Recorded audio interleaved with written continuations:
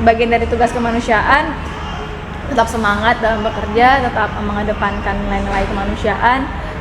Ini lebih karena tugas kemanusiaan itu balasannya bukan manusia, tapi ada yang lebih bisa membalas kebaikan kita semuanya.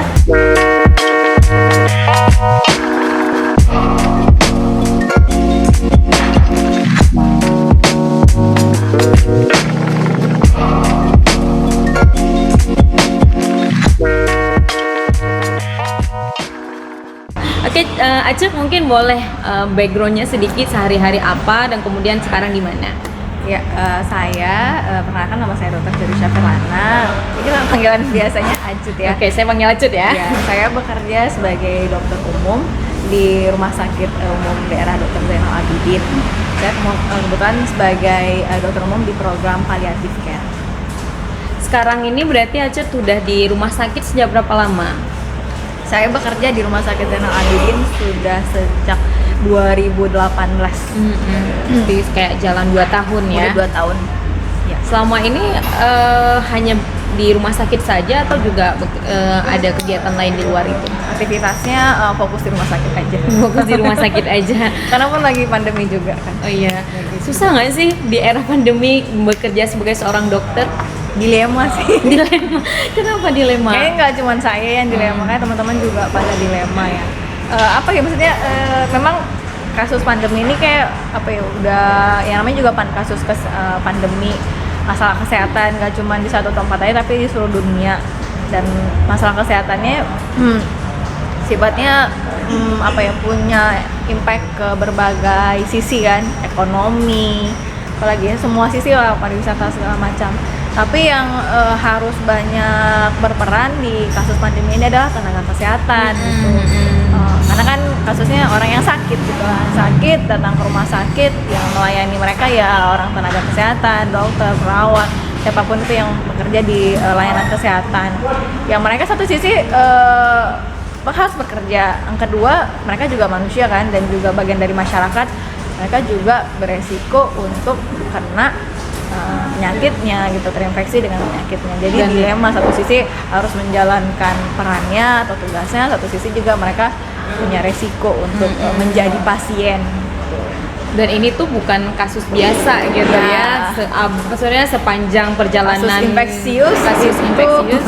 Walaupun banyak yang bilang bisa sembuh sendiri ya, tapi secara data banyak juga nakes-nakes yang usianya muda ya, di bawah 40 yang meninggal kan gitu. Jadi nggak bisa disamaratakan, nggak bisa nggak usah khawatir nih nakes-nakes 40 tahun ke bawah, nggak usah khawatir, toh banyak data yang meninggal, banyak yang di bawah 40. Iya ya.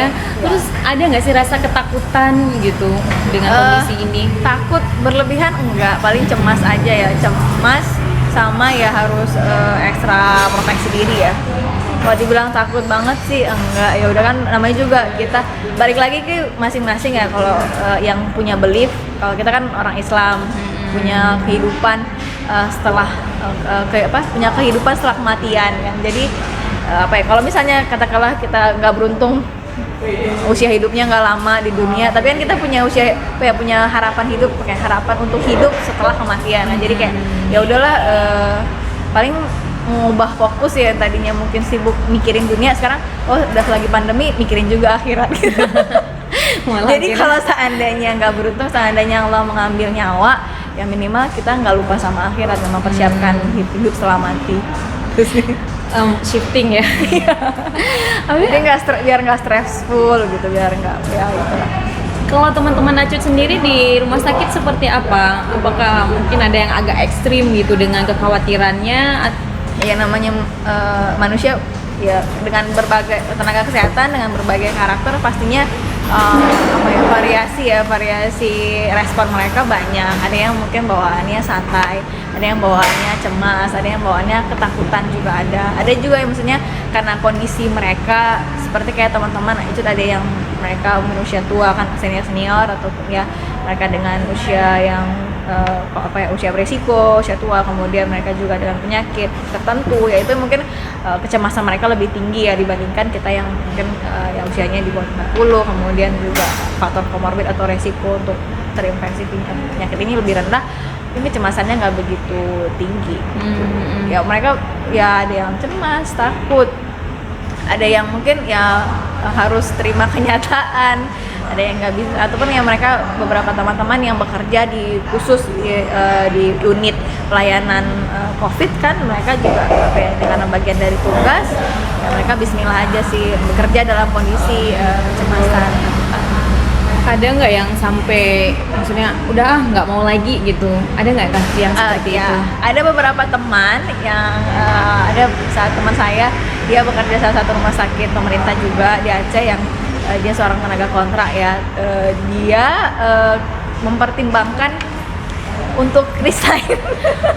Sampai resign? Ya, resign sebagai nakes di rumah sakit itu karena pertimbangan yang pertama fasilitas untuk proteksi proteksi ke APD itu masih kurang. Kemudian dia mempertimbangkan sisi kan dia hidup nggak sendiri ya, dia ada keluarga, dia mempertimbangkan keselamatan keluarganya gitu, anak-anak gitu. Jadi mereka dia berpikir ya udahlah karena mungkin apa ya lingkungan bekerjanya itu kurang kondusif untuk membuat dia lebih stabil, lebih fokus untuk bekerja tanpa khawatir akan apa ya dia menularkan ke keluarganya. Akhirnya dia memutuskan untuk resign gitu. Nah, ini dia berkarya tetap sebagai dokter tapi mungkin nggak di rumah sakit. Bukan di rumah sakit lagi. Ya, akhirnya berkreativitas.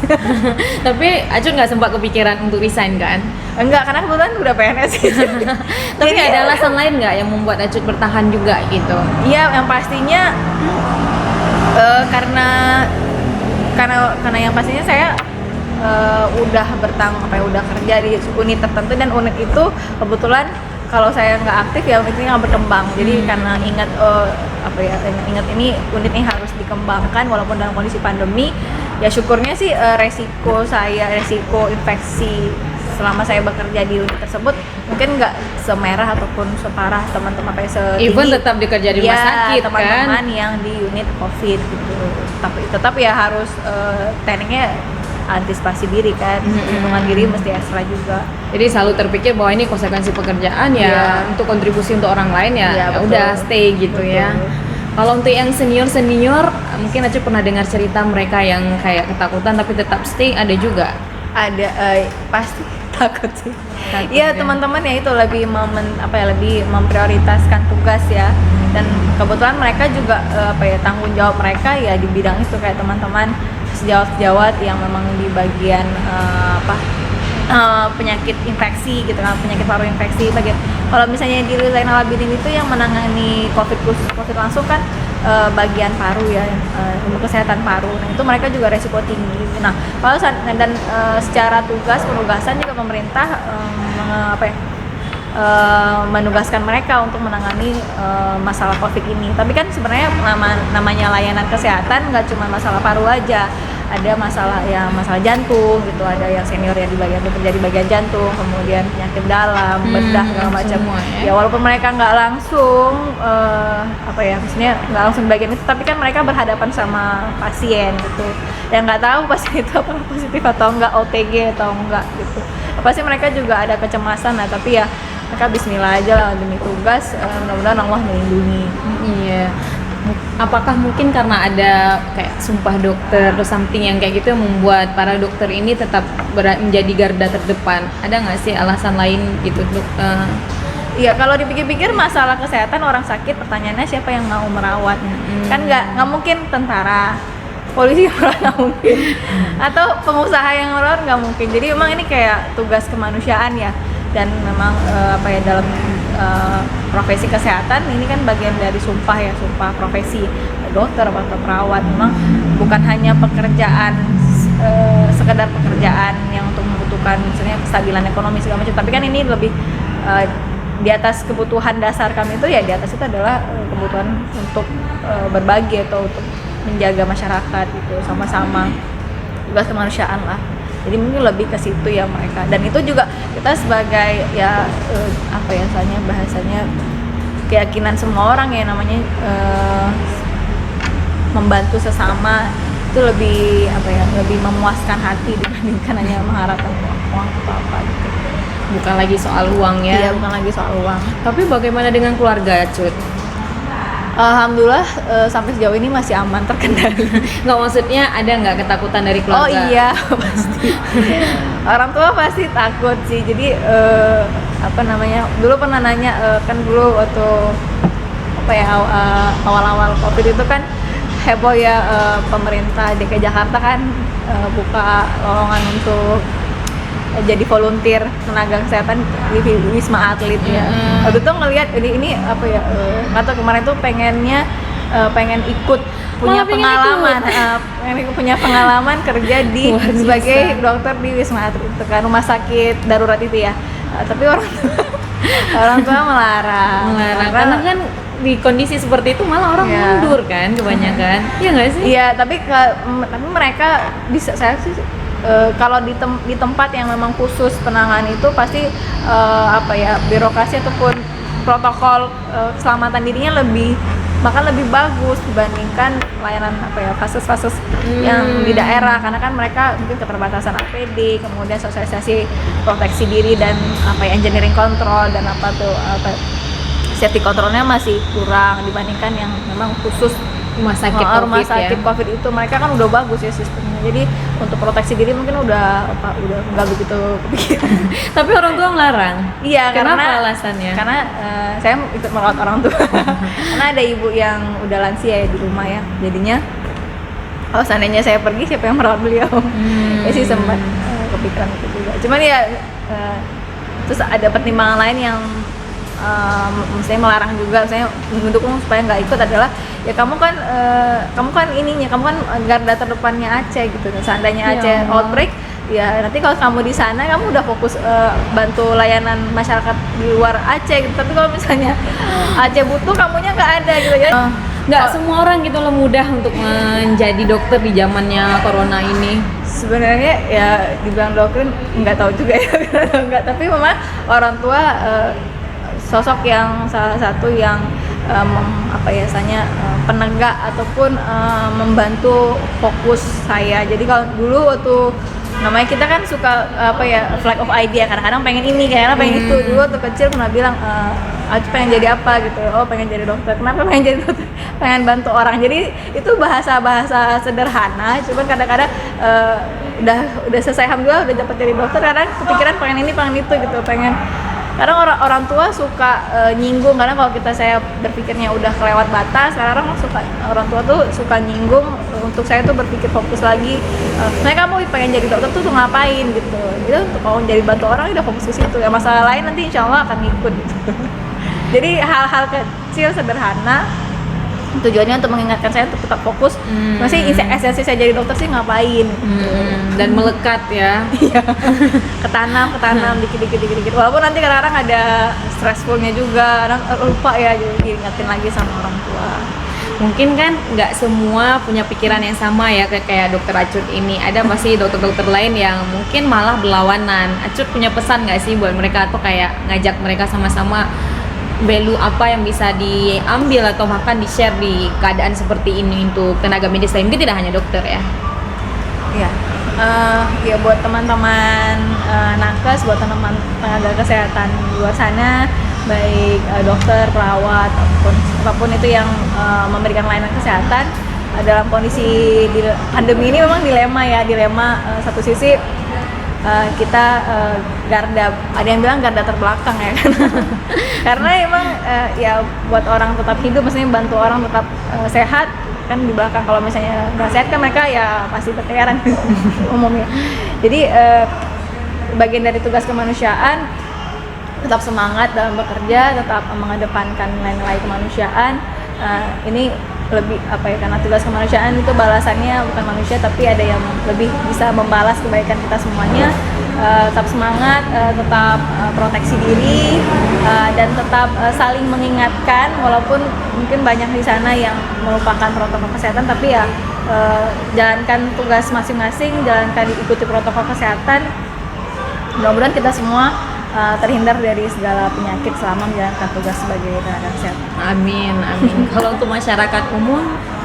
Ya, untuk masyarakat umum teman-teman ya bilangnya. Iya. Ya, dalam kondisi pandemi kali ini yang terkena dampak sebenarnya nggak cuma masyarakat aja ya, maksudnya masalah ekonomi segala macam. Mereka juga masalah kesehatan yang walaupun tenaga kesehatan terlihat aktif ya karena kan mereka banyak yang mengkomplain ada hoax sama mengatakan ini politiknya uang tenaga kesehatan karena dalam kondisi pandemi ini yang bisa bekerja kan tenaga kesehatan, mereka yang dapat gaji, dapat uang. Ada fitnah juga ya. Ada fitnah juga. Sedangkan masyarakat kan banyak yang terhenti perekonomiannya sehingga ya ada kecemburuan sosial segala macam. Toh kita juga sebenarnya pengennya enak-enakan di rumah ya, duduk-duduk nonton TV, nonton Korea segala macam. Tapi karena masalah perihal tentang menjalankan tugas kemanusiaan juga, otomatis kita mau nggak mau harus tetap bekerja dalam kondisi beresiko terinfeksi, bahkan lebih beresiko dibandingkan teman-teman ya masyarakat yang lain ya. Nah, kalau seandainya mereka meminimalisir kontak atau jarak atau di rumah aja, bahkan kita ketemu pasien tiap hari. Jadi nggak cuman masyarakat aja yang kena dampak, kami juga beresiko untuk terkena dampak. Buktinya banyak kok tenaga kesehatan kita yang meninggal. Dokter sampai saat ini tuh sampai 61 orang udah dokter di Indonesia, dan rata-rata di dunia paling banyak tenaga dokter yang meninggal tuh dari Indonesia. Jadi nggak ada cara lain selain melindungi, saling melindungi. Jadi saling melindunginya sederhana sih, artinya proteksi diri masing-masing dulu.